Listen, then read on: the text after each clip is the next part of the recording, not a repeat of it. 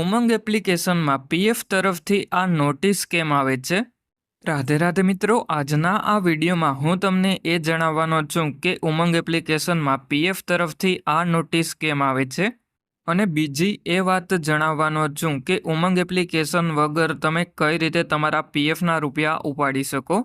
એટલે પહેલાં આ નોટિસ કેમ આવે છે એની વાત કરીએ તો આ નોટિસ એટલા માટે આવે છે કારણ કે ઈપીએફઓ તરફથી ઉમંગ એપ્લિકેશનમાં અપડેટ ચાલુ છે અને પીએફના બધા જ કામ થોડાક દિવસની અંદર ઉમંગ એપ્લિકેશનમાં ચાલુ થઈ જશે એવું નોટિસમાં છે.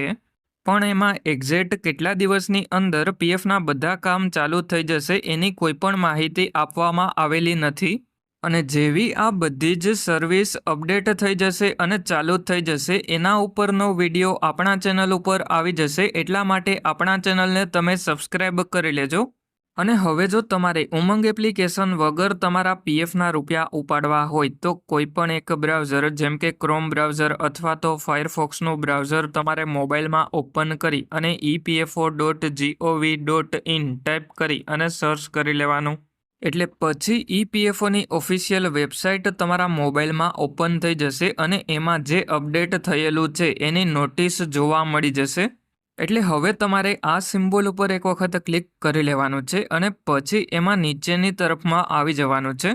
એટલે પછી તમને એમાં વિડ્રો પીએફ જોવા મળી જશે. એમાં એપ્લાય નાવ ઉપર એક વખત ક્લિક કરી લેવાનું છે. એટલે જેવા તમે વિડ્રો પીએફમાં એપ્લાય નાવ ઉપર ક્લિક કરો એના પછી તમને મોબાઈલમાં એલર્ટ જોવા મળી જશે. એટલે હવે તમારે આ સિમ્બોલ ઉપર ક્લિક કરી અને એલર્ટને બેક કરી લેવાનું અને પછી એમાં નીચેની તરફમાં તમારે સૌથી પહેલાં તો તમારો 12 આંકડાનો યુએએન નંબર એન્ટર કરી લેવાનો. અને આ યુએએન નંબર તમને પગારની સ્લિપમાં જોવા મળી જશે. એમાંથી તમારે એન્ટર કરી અને પછી નીચેની તરફમાં પીએફનો પાસવર્ડ જે પણ તમે સેટ કરેલો હોય એ એન્ટર કરી લેવાનો અને પછી એમાં નીચેની તરફમાં આવી જવાનું છે. અને પછી તમારે સાઇન ઇન ઉપર ક્લિક કરી લેવાનું છે. અને જો તમને તમારા પીએફનો પાસવર્ડ ભૂલાઈ ગયો હોય તો ફોરગોટ પાસવર્ડ ઉપર ક્લિક કરી અને પાસવર્ડ બદલાવી લેવાનો. અત્યારે આપણે પીએફનો પાસવર્ડ યાદ હતો એટલા માટે યુએએન નંબર અને પીએફનો પાસવર્ડ એન્ટર કરી અને સાઇન ઇન ઉપર ક્લિક કરી લીધું. એના પછી આપણા મોબાઈલ નંબર ઉપર ઓટીપી આવી જશે. એ ઓટીપી એન્ટર કરી અને સબમિટ કરી લેવાનો. એટલે જેવો તમારો ઓટીપી સબમિટ થઈ જશે એના પછી તમે તમારા પીએફ એકાઉન્ટમાં લોગિન થઈ જશો. એના પછી ઉપરની તરફમાં આ 3 લાઇન ઉપર ક્લિક કરી અને મેનેજ ઉપર ક્લિક કરી અને પછી એમાં કેવાયસી ઉપર ક્લિક કરી લેવાનું છે. અને પછી સૌથી પહેલો ઇમ્પોર્ટન્ટ પોઈન્ટ એ છે કે તમે બેંકની કેવાયસી પીએફ એકાઉન્ટમાં કરેલી હોવી જોઈએ તો જ તમે તમારા પીએફના રૂપિયા ઉપાડી શકો. એટલે આપણી બેંકની KYC verified online by bank થઈ ગઈ અને હવે જો આપણે 50,000થી વધારે પીએફના રૂપિયા ઉપાડવાના હોય તો એમાં પાન કાર્ડની કેવાયસી પણ કરવી પડે. અને આપણી પાન કાર્ડની કેવાયસી પણ અપ્રૂવડ થઈ ગઈ. એટલે હવે ઉપરની તરફમાં આ 3 લાઇન ઉપર ક્લિક કરી ઓનલાઈન સર્વિસીસ ઉપર ક્લિક કરી અને ક્લેમ ઉપર ક્લિક કરી લેવાનું છે. એટલા માટે હવે હું ક્લેમ ઉપર ક્લિક કરી લઉં. એના પછી આપણે જે પણ બેંકની કેવાયસી પીએફ એકાઉન્ટમાં કરેલી હોય એ બેંક એકાઉન્ટ નંબર એન્ટર કરી અને પછી ચેક ઉપર ક્લિક કરી લેવાનું છે.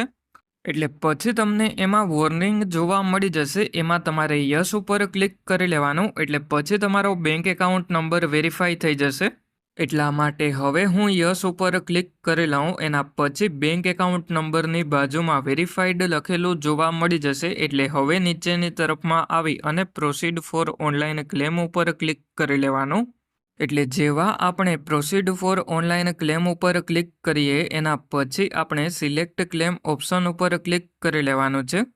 અને પછી જો આપણી નોકરી ચાલુ હોય અને પીએફના રૂપિયા ઉપાડવાના હોય તો પીએફ એડવાન્સ ફોર્મ 31 સિલેક્ટ કરી લેવાનું. અને પછી એમાં નીચેની તરફમાં સિલેક્ટ સર્વિસ ઉપર ક્લિક કરી અને જે પણ કંપનીના પીએફના રૂપિયા ઉપાડવાના હોય એ કંપની સિલેક્ટ કરી લેવાની. અને પછી સિલેક્ટ એડવાન્સ પેરા ઉપર ક્લિક કરી લેવાનું. અને પછી એમાં જો તમે બીમાર હોય તો તમારે ઇલનેસ ઓપ્શન સિલેક્ટ કરી લેવાનો. અને જો તમારે લગ્ન માટે પીએફના રૂપિયા ઉપાડવાના હોય તો મેરેજ સિલેક્ટ કરી લેવાનું. અને જો તમારે એજ્યુકેશન માટે પીએફના રૂપિયા ઉપાડવાના હોય તો એજ્યુકેશન સિલેક્ટ કરી લેવાનું. અને જો તમારે હાઉસિંગ રિલેટેડ નીડ્સ માટે પીએફના રૂપિયા ઉપાડવાના હોય તો હાઉસિંગ રિલેટેડ નીડ્સ સિલેક્ટ કરી લેવાનું. અને જો કોઈ બીજા પર્પઝથી પીએફના રૂપિયા ઉપાડવાના હોય તો સ્પેશિયલ સર્ક્યુમટન્સીસ સિલેક્ટ કરી લેવાનું.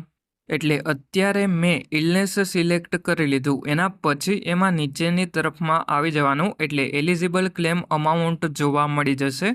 એટલે એમાં તમારે ખાસ એ વાતનું ધ્યાન રાખવાનું કે એલિજિબલ ક્લેમ અમાઉન્ટ કરતાં વધારે પીએફના રૂપિયા આ બોક્સમાં એન્ટર નથી કરવાના.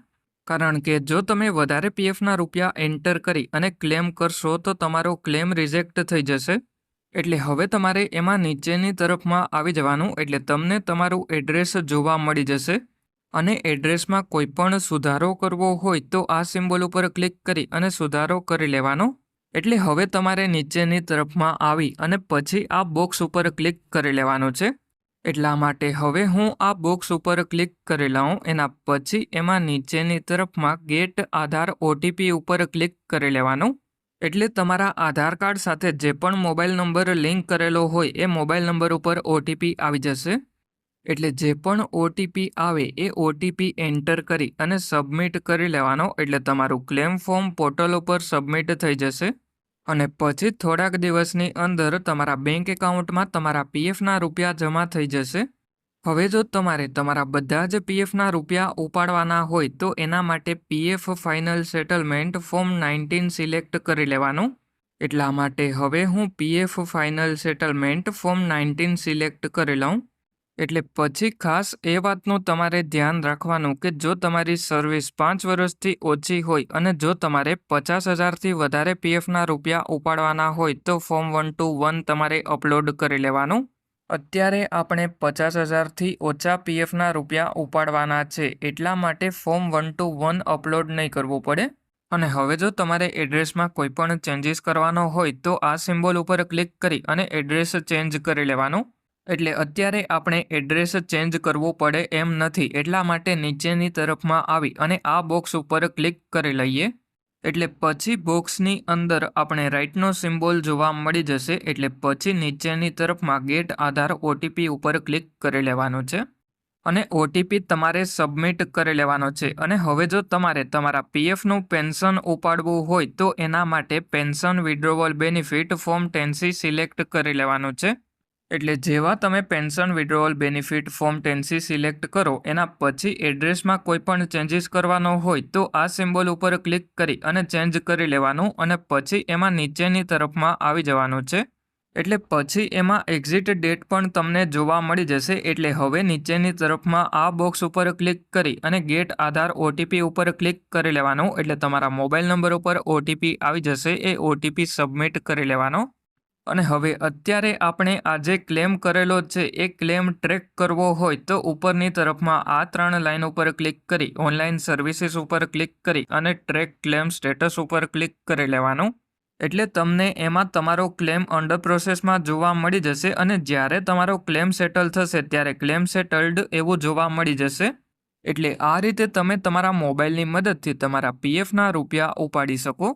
અને હવે જો તમારે તમારું પીએફનું કોઈ પણ કામ મારી પાસે કરાવવું હોય તો મેં જે વોટ્સએપ ગ્રુપ બનાવેલું છે એની લિંક આ વિડીયોના ડિસ્ક્રિપ્શનમાં જોવા મળી જશે. ત્યાંથી તમે ગ્રુપ જોઈન કરી લેજો. અને હવે જો કોઈ તમારા મિત્રનું પીએફ એકાઉન્ટ હોય તો એમને પણ આ વિડીયો શેર કરી દેજો જેથી કરીને એમને પણ મદદ મળે.